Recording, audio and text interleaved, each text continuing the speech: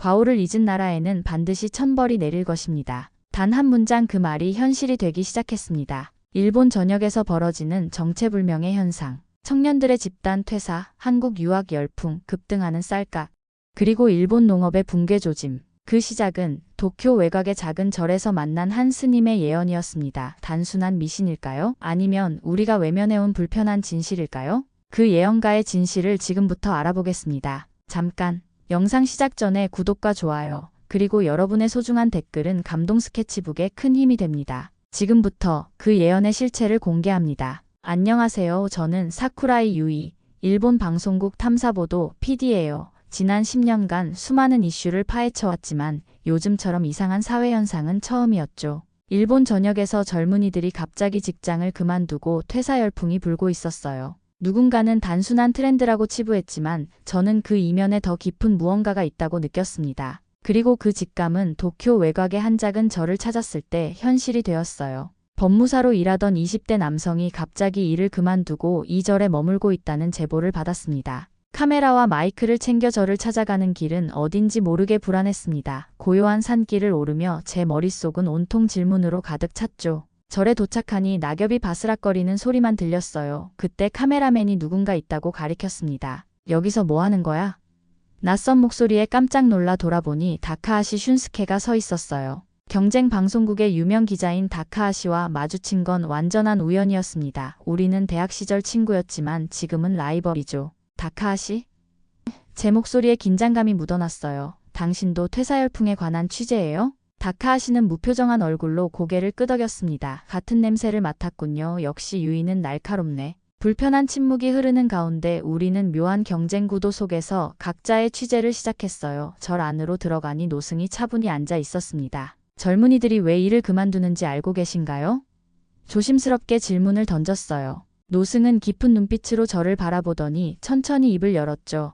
과오를 덮는 나라에 천벌이 내릴 것이오. 갑작스러운 대답에 당황했지만 직업적 본능으로 더 깊게 파고들었습니다. 어떤 의미인가요? 그 과오로 많은 일들이 일어날 테지만 먼저 일본은 곧 밥 한 그릇의 가치를 알게 될 것이오. 노승의 목소리에 확신이 담겨 있었어요. 인터뷰를 마치고 나오는 길에 다카하시와 다시 마주쳤습니다. 그의 표정이 심각해 보였죠. 스님의 말씀 들었어? 다카하시가 낮은 목소리로 말했어요. 농담처럼 들리지만 왠지 섬뜩하지 않아? 저도 같은 느낌이었습니다. 취재 내내 등골이 오싹한 느낌을 떨칠 수 없었어요. 방송국으로 돌아오는 길에 카메라맨과 스님의 예언에 대해 이야기했습니다. 겉으로는 웃어넘겼지만 마음 한구석이 불안했어요. 회사에 돌아와 촬영 영상을 검토하며 스님의 말이 자꾸 머릿속을 맴돌았습니다. 과오와 밥 한 그릇의 가치, 그 의미가 무엇일까요? 편집실에서 밤을 새우며 다음날 방송할 기획안을 완성했어요. 하지만 저는 알 수 없었죠. 이 평범한 취재가 제 인생을 완전히 바꿔놓을 거라는 사실을요. 일주일이 지났을 때 뉴스 속보가 들어왔어요. 일본 남부 지역의 쌀 수확량이 전년 대비 30% 감소했다는 소식이었습니다. 급작스러운 생산량 감소로 쌀값이 일주일 만에 2배 가까이 뛰어올랐습니다. 사람들이 마트에서 쌀을 사재기하는 장면이 SNS에 올라오기 시작했어요. 저는 불안한 마음으로 스마트폰을 들여다보며 최근 뉴스 기사들을 확인했습니다. 이게 스님의 예언과 관련이 있는 걸까요? 부장님이 급하게 회의실로 모든 PD들을 소집했어요. 들어가자마자 긴장된 분위기가 느껴졌죠. 긴급 특집 다큐를 준비해야 할 것 같아 부장님의 목소리에는 평소엔 없던 긴장감이 묻어 있었어요. 일본 농업의 위기와 식량 안보에 대한 내용으로 말이야. 부장님은 저를 바라보며 말했습니다. 유이, 자네가 맡아줬으면 하네. 갑작스러운 지시에 고개를 끄덕였지만 마음은 복잡했어요. 이미 퇴사 열풍 다큐를 준비하고 있었기 때문이죠. 회의가 끝나고 자리에 돌아와 자료를 찾기 시작했습니다. 일본 농업 현황 데이터를 분석하면서 충격적인 사실을 발견했어요. 지난 5년간 농업 인구가 급격히 감소했고 평균 연령은 67세로 상승했습니다. 젊은 층의 이농 현상이 심각했죠. 동시에 한국에서 수입된 쌀의 양이 급증하고 있었어요. 가격 경쟁력과 품질 면에서 일본 쌀보다 우위에 있다는 평가까지 있었습니다. 더욱 놀라운 건 SNS에서 일본 청년들 사이에 퍼지는 반응이었어요. 천벌 예언이 현실화되고 있다는 해시태그가 트렌드에 올랐죠. 스님의 예언을 들은 사람들이 이를 공유하면서 공포감이 확산되고 있었습니다. 한편에서는 일본 쌀을 사재기하는 사람들, 다른 한편에선 한국 쌀을 직구하는 사람들로 나뉘었어요. 취재팀과 함께 여러 마트를 돌아다녔습니다. 비어있는 쌀 코너를 보며 현실의 심각성을 체감했어요. 이거 정말 심각한 문제네요. 카메라맨이 걱정스러운 목소리로 말했습니다. 저는 고개를 끄덕이며 스마트폰을 다시 확인했어요. 다카하시가 메시지를 보냈더군요. 긴급 만남 필요, 중요한 정보 있음. 다음 날 다카하시를 만났습니다. 그의 표정은 어둡고 심각했어요. 우리나라가 큰 위기에 처했어. 다카하시가 낮은 목소리로 말했죠. 농업 붕괴는 시작에 불과해. 다카하시는 태블릿을 꺼내 자료를 보여주었습니다. 한국의 스마트팜 기술 발전과 그로 인한 생산성 증가에 관한 데이터였어요. 이건 단순한 기술 차이가 아니야. 다카하시의 눈빛이 진지했습니다. 패러다임의 전환이지. 다카하시의 정보는 제 취재 방향을 완전히 바꿔놓았어요. 이제 저는 일본 농업의 위기와 한국의 스마트팜 기술을 연결해 특집 다큐를 구상하기 시작했습니다. 방송국으로 돌아오는 길에 아버지에게 전화를 걸었어요. 농업성 고위 관료인 아버지라면 현 상황에 대해 정확한 정보를 가지고 있을 거라 생각했죠. 아버지, 최근 농업 위기에 대해 어떻게 생각하세요? 조심스럽게 물었어요. 위기라니 무슨 말도 안 되는 소리냐. 아버지의 목소리는 단호했습니다. 일시적인 생산량 감소일 뿐이야. 아버지의 반응이 의외였어요. 실제 데이터는 분명 심각한 상황을 보여주고 있었는데 말이죠. 하지만 생산량이 30%나 감소했고 쌀값은 2배로 뛰었어요. 팩트를 말했지만 아버지는 들을 생각이 없어 보였습니다. 과장된 수치라며 아버지가 짜증스러운 목소리로 말했어요. 언론이 항상 그렇지. 불안을 조성해서 시청률 올리려 들지. 가슴 한편이 아파왔습니다. 언론인으로서 진실을 추구하는 저를 그런 식으로 매도하다니요. 그럼 한국 쌀 수입량이 급증한 건 어떻게 설명하실 건가요? 목소리에 감정이 실렸어요. 전화기 너머로 아버지의 깊은 한숨이 들렸습니다. 그런 이야기는 집에서 하자. 그날 저녁 오랜만에 부모님 집을 찾았어요. 거실에 들어서자 아버지는 신문을 보며 앉아 있었죠. 앉아라. 아버지가 신문을 내려놓으며 말했습니다. 자리에 앉자마자 본론으로 들어갔어요. 아버지, 농업성에서는 실제로 어떤 대책을 마련하고 있나요? 아버지는 잠시 침묵하더니 이내 단호한 목소리로 말했습니다. 일본의 자존심을 지키는 것, 그게 우리의 대책이다. 말도 안 된다는 생각이 들었어요. 실질적인 대책은 없고 자존심만 내세우고 있다니요. 자존심보다 국민들의 밥상이 더 중요하지 않나요?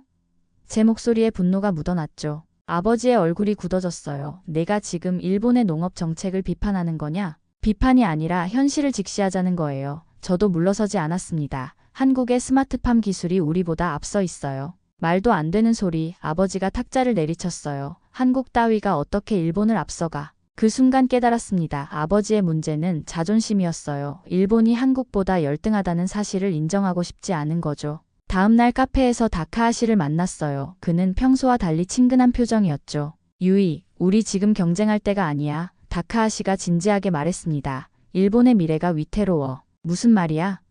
궁금증이 생겼어요. 한국의 스마트팜 기술, 다카하시가 낮은 목소리로 말했습니다.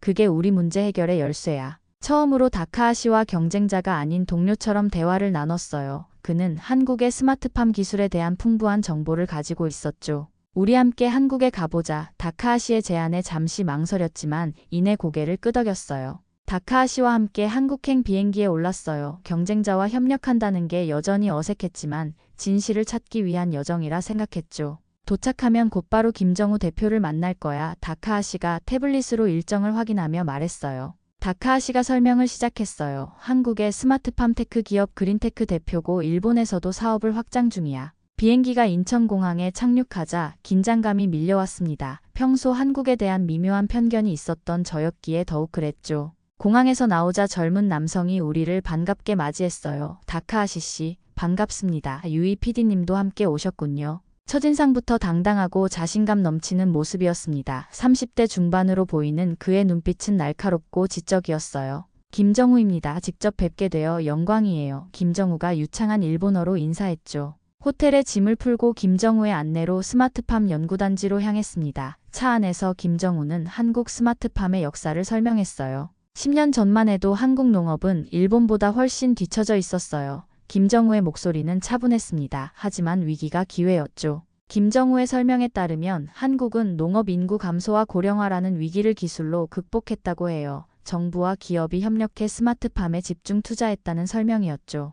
연구단지에 도착하자 눈앞에 펼쳐진 광경에 입이 벌어졌어요. 완전 자동화된 시설에서 로봇들이 작물을 관리하고 있었죠. 이건 정말 말을 잇지 못했습니다. 놀라셨죠?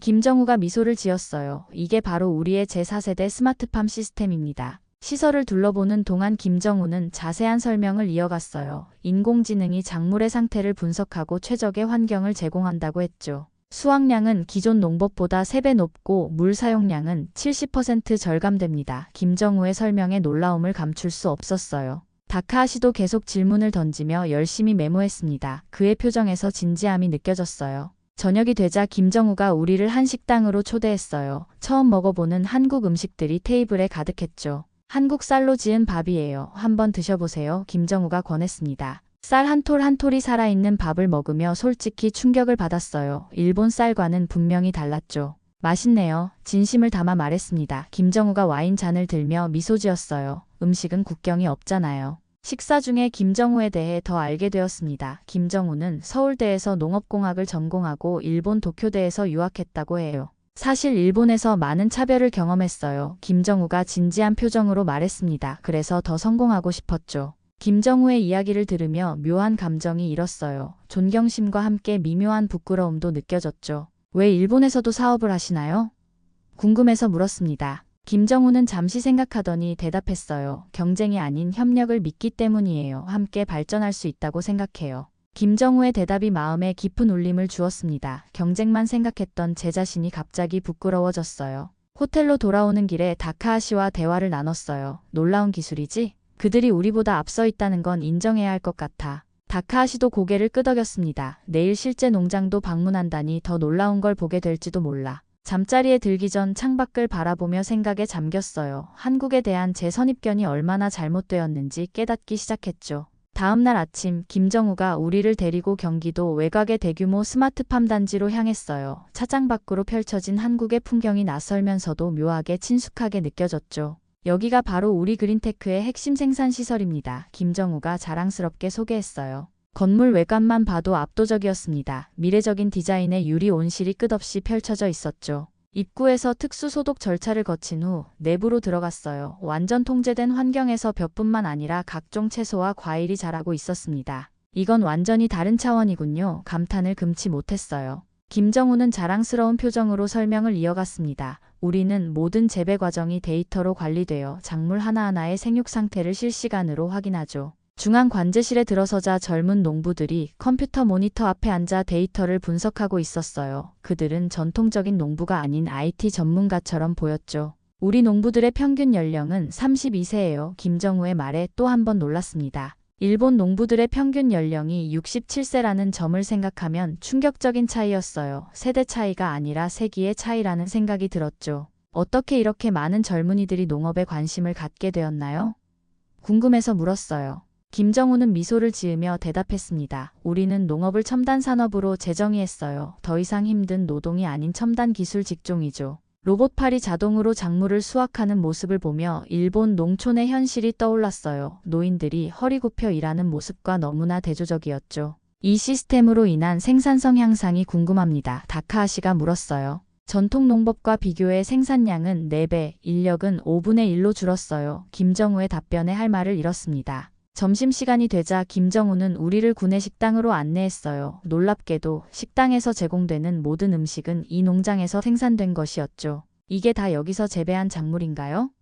샐러드를 먹으며 물었습니다. 김정우가 고개를 끄덕였어요. 맛이 다르죠? 화학 비료 없이 최적의 환경에서 자란 작물이니까요. 식사를 하면서 다른 스마트팜 관계자들과도 이야기를 나눴습니다. 그들의 농업에 대한 열정과 자부심이 진심으로 느껴졌어요. 특히 인상적이었던 건 그들의 철학이었습니다. 단순히 이윤을 위한 것이 아닌 지속 가능한 식량 생산이라는 사명감이 있었어요. 우리는 기술을 독점하지 않아요. 김정우가 설명했습니다. 개발도상국과도 기술을 공유하고 있죠. 그 말을 듣는 순간 일본의 닫힌 농업 정책이 떠올랐어요. 외부와의 협력보다는 자국 보호에만 집중하는 모습이 대비되었죠. 오후에는 씨앗부터 최종 수확까지 전체 과정을 둘러보았습니다. 모든 단계가 정밀하게 계산되고 자동화되어 있었어요. 이렇게까지 발전된 줄 몰랐어요. 솔직한 감정을 표현했습니다. 농장 투어가 끝나갈 무렵 마음속에 큰 깨달음이 있었어요. 일본이 너무 오랫동안 자만에 빠져 있었다는 사실을 인정할 수밖에 없었죠.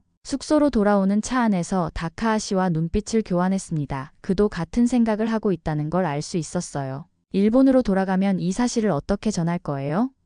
김정우가 갑자기 물었습니다. 순간 아버지의 얼굴이 떠올랐어요. 그리고 방송국 임원들의 반응도 상상이 되었죠. 진실을 전하겠습니다. 제 목소리에 결연함이 담겼어요. 아무리 불편한 진실이라도 말이죠. 김정우는 의미심장한 표정으로 저를 바라봤습니다. 쉽지 않을 거예요. 하지만 변화는 항상 불편함에서 시작되죠. 그날 밤 호텔방에서 노트북을 펼쳐 지금까지 본 것들을 정리했어요. 일본이 얼마나 뒤처져 있는지 처음으로 솔직하게 인정했습니다. 일본으로 돌아오는 비행기 안에서 취재 내용을 정리했어요. 한국의 스마트팜 기술과 일본 농업의 현실적 격차를 객관적 데이터로 담아냈죠. 이거 정말 폭발력 있을 거야. 다카하시가 제 자료를 훑어보며 말했습니다. 불안한 마음으로 고개를 끄덕였어요. 방송국에서 어떻게 받아들일지 걱정이네. 도쿄에 착륙하자마자 방송국으로 직행했습니다. 부장님과 임원들이 회의실에서 기다리고 있었어요. 모두가 모인 자리에서 프레젠테이션을 시작했어요. 한국의 스마트팜 기술과 생산성 데이터, 그리고 일본 농업과의 비교 자료를 차례로 보여줬습니다. 발표가 진행될수록 임원들의 표정이 굳어가는 게 느껴졌어요. 특히 한국이 일본보다 기술적으로 45년 앞서 있다는 분석을 말했을 때 충격적인 침묵이 흘렀죠. 잠깐만 유이 편성국장이 프레젠테이션을 중단시켰습니다. 이런 내용을 그대로 방송하자는 건 아니겠지? 당황스러웠어요. 무슨 말씀이신지 이해가 안 되는데요. 이건 사실에 기반한 자료입니다. 부장님이 불편한 표정으로 끼어들었어요. 문제는 시청자들의 반응이야. 일본이 한국보다 뒤처졌다는 내용은 국민 정서에 맞지 않아. 믿을 수 없는 말이었습니다. 저는 탐사보도 PD로서 진실만을 추구해왔는데 이런 식의 검열이라니요. 그럼 어떻게 보도하길 원하시는 거죠?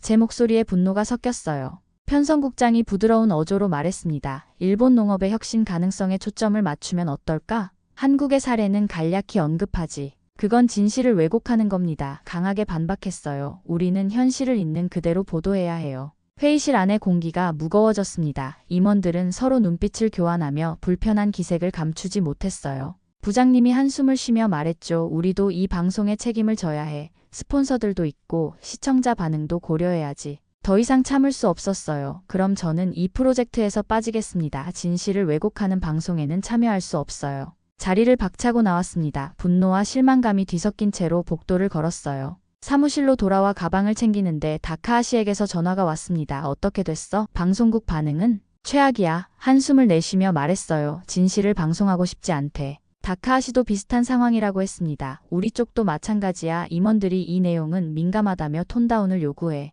전화를 끊고 창밖을 바라봤어요. 갑자기 김정우의 말이 떠올랐습니다. 변화는 항상 불편함에서 시작되죠. 그날 밤 잠을 이루지 못하고 고민했어요. 내가 할 수 있는 일은 무엇일까? 방송이 아니라면 다른 방법은 없을까? 아침이 밝아올 무렵 결심을 했습니다. 대중에게 직접 알리는 방법, SNS를 통해 진실을 공유하기로 했어요. 깊은 숨을 내쉬고 SNS 계정에 글을 쓰기 시작했습니다. 일본 농업의 위기와 우리가 외면하는 진실이라는 제목으로 말이죠. 한국 취재에서 보고 느낀 모든 것을 솔직하게 썼어요. 일본의 현실과 한국의 발전상, 그리고 변화의 필요성까지 진심을 담아 작성했습니다. 게시 버튼을 누르기 전 잠시 망설였어요. 이 행동이 내 경력에 어떤 영향을 미칠지 알고 있었죠. 하지만 더 이상 진실을 숨길 수 없었습니다. 국가의 미래를 위해 불편한 진실이라도 공유해야 한다고 믿었어요. 떨리는 손으로 게시 버튼을 눌렀습니다. 화면에 게시 완료라는 메시지가 뜨는 순간 묘한 해방감이 느껴졌어요.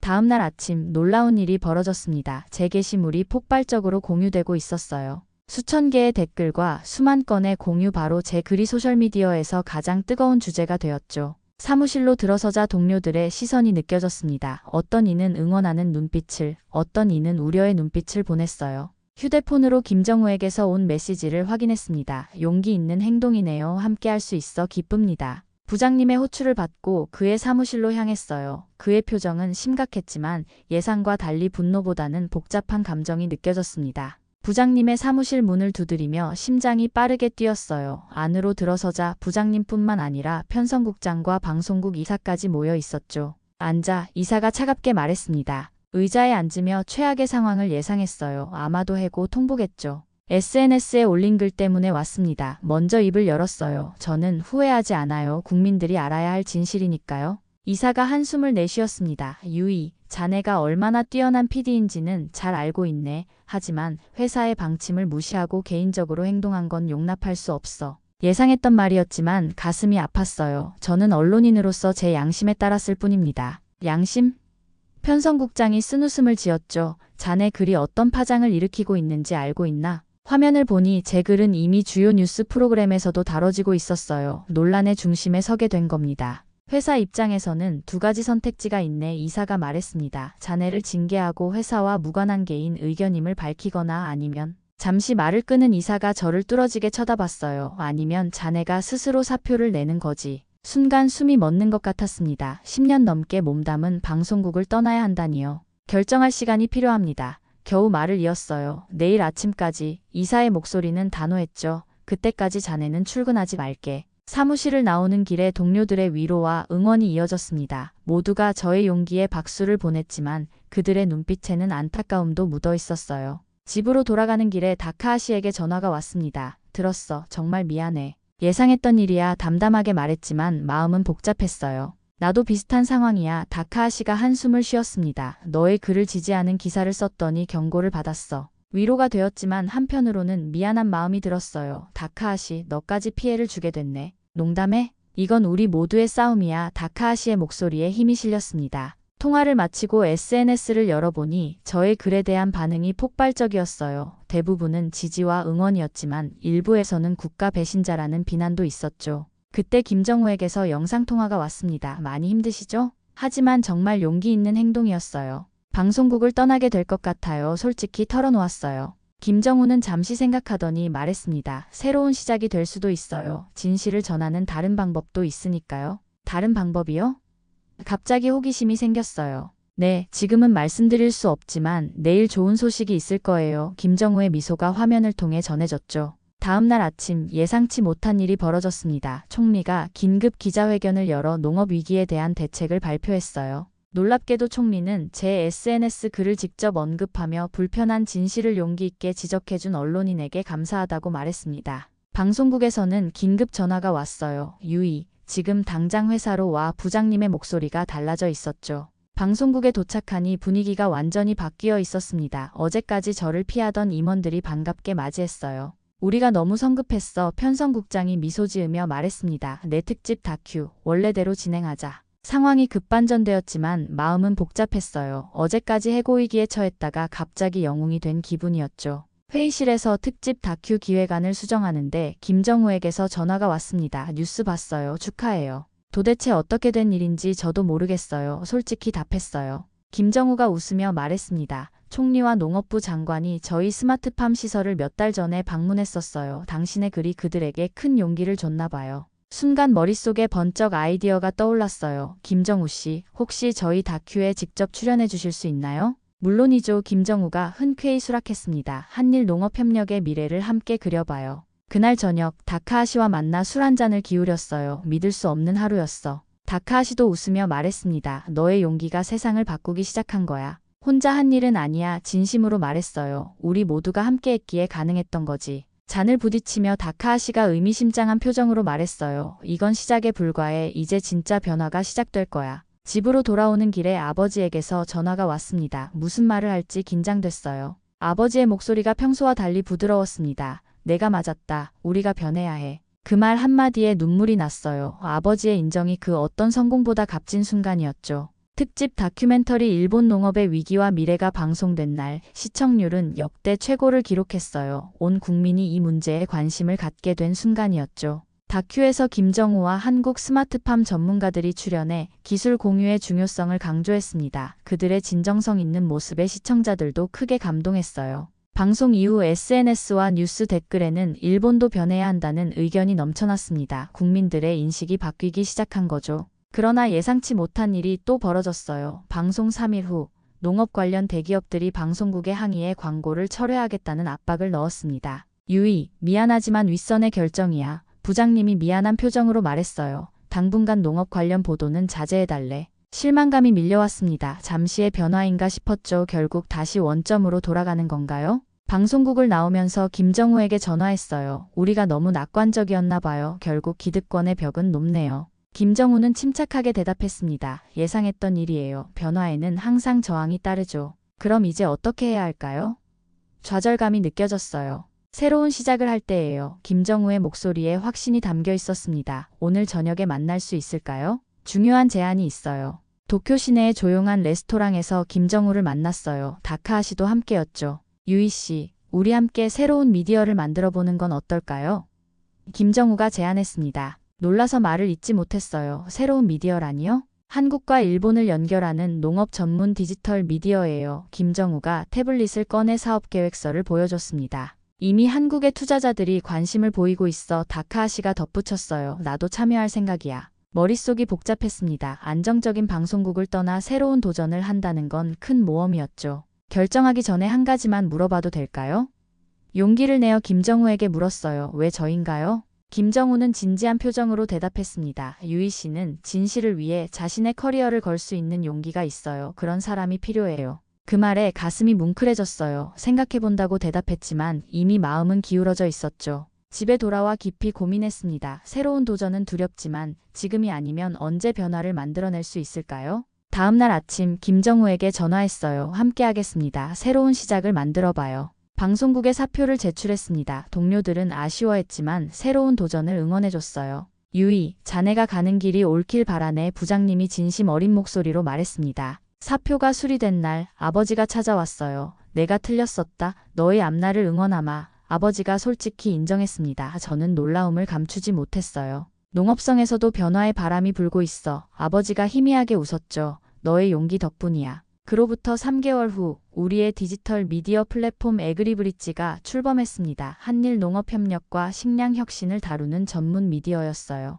첫 기사는 일본과 한국의 농업협력 프로젝트를 소개하는 내용이었습니다. 양국 정부가 공동으로 스마트팜 연구센터를 설립한다는 소식이었죠. 플랫폼은 예상보다 큰 반향을 일으켰어요. 농업에 관심 있는 젊은이들이 주 독자층으로 형성되었죠. 상상했던 것보다 훨씬 성공적이네요. 사무실에서 김정우와 커피를 마시며 말했습니다. 김정우는 미소를 지었어요. 이제 겨우 시작이에요. 아시아 전체로 확장할 계획이니까요. 다카하시도 전 방송국을 그만두고 우리와 함께하게 되었습니다. 그는 탐사보도팀을 이끌며 농업 분야의 부정부패를 파헤치는 기사로 큰 반향을 일으켰어요. 1년이 지난 어느 날 오사카 근교에 세워진 첫 번째 한일 합작 스마트팜 단지 개장식에 참석했습니다. 많은 젊은이들이 농업 분야로 진출하는 모습을 보며 뿌듯함을 느꼈어요. 생각해보면 모든 게 그 스님의 예언에서 시작됐네요. 개장식장에서 김정우에게 말했습니다. 김정우가 고개를 끄덕였어요. 운명이었나 봐요. 우리가 만나게 된 것도.